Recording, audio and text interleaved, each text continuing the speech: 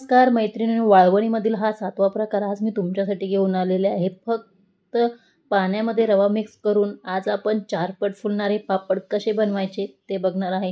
Recipe अगदी साधी सोपी आहे। भरपूर टिप्स सांगितल्यामुळे रेसिपी जरी पहिल्यांदा करणार असाल तर अजिबात चुकणार नाही।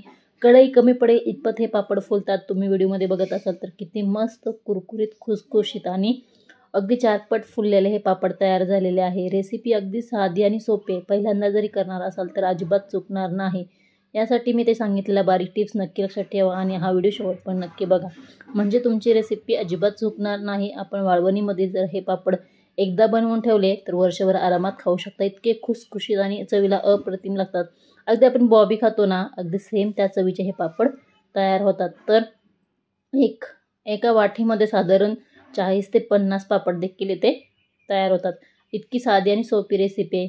चला तर मग वेळ न घालवता आजच्या या रेसिपीला आपण सुरुवात करूया। यासाठी येथे मी बारीक रवा घेतलेला आहे। हा 1.5 किलो रवा आहे। वाटीने सांगायचं म्हटलं तर ह्या 4 वाटी रवा घेतलेला आहे। रवा तुम्ही मोठा बारीक देखील घेऊ शकता। अशा प्रकारे हा मी बारीक घेतलेला आहे। जर रवा मोठा असेल तर मिक्सरला फिरवून घ्यायचा आहे। आता 1 वाटी जर रवा असेल तर 5 वाटी येथे पाणी घ्यायचं आहे। हे प्रमाण लक्षात ठेवा। ज्या वाटीने किंवा ज्या भांड्याने तुम्ही रवा घेतलाय त्याच भांड्याने 5 पट, म्हणजे 1 वाटी रवा असेल तर 5 वाटी पाणी आपल्याला गरम करायला ठेवायचं आहे। आता इथे मी जाडबुडाचं एक पातेलं घेतलेलं आहे आणि याच वाटीने मी एका वाटीसाठी 5 वाटी पाणी घेणार आहे। रवा असो किंवा पाण्याचं प्रमाण असो, दोन्ही अगदी करेक्ट घेणं गरजेचं आहे। यापैकी दोन्हीचं पाण्याचं प्रमाण जरी कमी पडलं तर आपण वरून पाणी घालू शकतो, पण रवा जास्त झाला आणि पाणी पातळ झालं तर आटायला वेळ लागतो। पण पापड अजिबात चुकत नाहीत किंवा कुठंही बिघडत नाहीत। आपलं कष्ट वाया जात नाही आणि आपला पदार्थ देखील वाया जात नाही। ते एकूण मी 4 वाटी रवा घेतला होता। यासाठी 20 वाट्या मी पाणी घेतलेलं आहे। आता हे पाणी गरम होण्यासाठी मी गॅसवरती ठेवलेलं आहे। या पाण्याला खळखळीत अशी उकळी येणं गरजेचं आहे। रेसिपी अगदी साधी सोपी आहे, पण इथे खूप महत्त्वाच्या 2 टिप्स सांगितलेल्या आहेत। त्यापुढे तुम्ही नक्की फॉलो करा, म्हणजेच पापड कसेही घातले, अगदी लहान मुलांनी घातले तरीसुद्धा तुटणार नाहीत आणि 4 पट तर नक्कीच फुलतील। आता पाणी लवकर गरम होण्यासाठी मी याच्यावरती एक झाकण ठेवलेलं आहे आणि आपल्याला पाणीला छान कळकळीत अशी उकळी आणून घ्यायची आहे। आता या पाण्याला उकळी तर फुटलेली आहे। याच्यामध्ये तर आपण चवीनुसार मीठ घालायचं आहे आणि पापड खार किती घालायचं ते देखील तुम्हाला इथे दाखवणार आहे। आता चवीनुसार मीठ घातलेलं आहे आणि पापड खार मी साधारण पोहे खायच्या चमच्याने 1 चमचा घातलेला आहे। तर आता या पापड खार आणि मिठाला छान उकळी येणं गरजेचं आहे। तर तुम्ही बघू शकता पापड खार याप्रमाणे मी मोजून दाखवलेला आहे। अगदी 1 चमचा घातलेला आहे। जर पापड खारचं प्रमाण झालं तर अगदी थोडेसे लालसर रंगाचे पापड तयार होतात। यासाठी पापड खार मोजून घालणं गरजेचं आहे। 1 वेळेस कमी पडला तर चालेल, पण जास्त होता कामा नये। तर बघा इथे गावरण तीळ घेतलेले 4 चमचे उकळत्या पाण्यामध्ये घातलेले आहेत। आता बऱ्याच जणांना पांढरे शुभ्र पापड हवे असतील तर तुम्ही जिरं वापरू नका आणि थोडेसे पिवळसर रंगाचे हवे असतील तर तुम्ही ते जिरं वापरू शकता, पण मला पांढरे शुभ्र पापड हवे आहेत त्यासाठी मी जिरं वापरलेलं नाही। आता ह्या सगळ्या पाण्याला छान खळखळून उकळी येणं गरजेचं आहे। उकळून पाण्याला उकळी आलेली आहे। एका हाताने हे जो बारीक रवा आहे वाटीने आता या पद्धतीने सोडायचा आणि लाटण्याने या पद्धतीने एका दिशेने फिरवायचं आहे, म्हणजे कुठे गाठी तयार होत नाहीत किंवा गुठळ्या तयार होत नाहीत। एका दिशेने फिरवल्यामुळे गाठी लगेच मोडल्या जातात। बघू शकता अशी धार लावायची, एकदम रवा न वतता फक्त हळूहळू ओतायचा आणि एका दिशेने फिरवून घ्यायचं।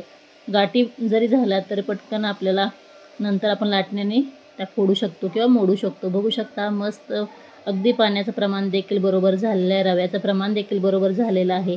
आता इथे एक खूप महत्त्वाची टिप्स आहे, म्हणजे आपण ज्यावेळेस पाण्यामध्ये रवा मिक्स करतो शिजण्यासाठी ठेवतो तर हे साधारण जवळजवळ 20 मिनटं आपल्याला हे रवा शिजवून घ्यायचा आहे। जर यापेक्षा तुम्ही कमी शिजवून घेतला तर पापड तुटू शकतात, पापड छान चिरतात, मग पापड म्हणावा असा त्यांना रंग देखील येत नाही। यासाठी रवा हा चांगला शिजणं गरजेचं आहे। 20 ते 25 मिनटं तुम्हाला हा रवा छान शिजवून घेणं गरजेचं आहे। यावरती साई येणं गरजेचं आहे किंवा हा पारदर्शक दिसायला हवा, तुम्ही बघू शकता। आणि याला थोडीशी चकात एकदम चमकू लागतो किंवा छान दिसतो, साई येते आणि अशाप्रमाणे बघू शकता बॅटर कसं तयार झालेलं आहे। आपण ज्याप्रमाणे पापड घालायला करतो अगदी सेम तसंच करून घ्यायचं आहे। मस्त हा रवा शिजवून घेतलेला आहे आणि यामध्ये एखादी गाठ किंवा गुठळी राहिली तर याप्रमाणे मोडून पळीन देखील तुम्ही घेऊ शकता। एका दिशेने फिरवून घ्यायचं आहे, त्यामुळे गाठी देखील मोडल्या जातात। समजा जर हे मिश्रण जास्त घट्ट झालं तर गरम पाणी करून याच्यामध्ये थोडं थोडं करून अंदाजाने ओतून तुम्ही घेऊ शकता. रवा जर नवीन जुना असेल तर पाण्याचं प्रमाण कमी जास्त होऊ शकतं, यासाठी सांगितलेलं आहे. थोडंसं पाणी एक्स्ट्रा गरम करायचं, बाजूला ठेवायचं, लागलं तर वरून ओतायचं. अशा प्रकारे एका दिशेने फिरवून मी याच्यातल्या गाठी देखील मोडून घेतलेल्या आहेत आणि रवा आता हा शिजण्यासाठी जवळजवळ मी 20 मिनटं ठेवणार आहे. त्याच्यावरती एक झाकण ठेवायचं आणि 20 मिनटं आपल्याला हा बारीक गॅसवरती शिजवून घ्यायचा आहे. मस्त त्याला साई येईपर्यंत आपण हा शिजवून घेणार आहे. अधूनमधून याला सतत हलवून घ्यायचं, म्हणजे खालची बाजू वर, वरची बाजू खाली करून घ्यायचं, म्हणजे सगळ्या बाजूने हा रवा मस्त शिजतोय. आता इथे 22 मिनटं झालेले आहेत, बघू शकता. अशा बुडबुडे यायला लागले की आपल्याला हा रवा शिजलाय असं समजायचं. परत मिक्स करून घेतलेलं आहे आणि परत झाकण ठेवलेलं आहे. साधारण 23 मिनटं मी हा शिजवून घेतलेला आहे. आपलं पीठ तयार झालेलं आहे.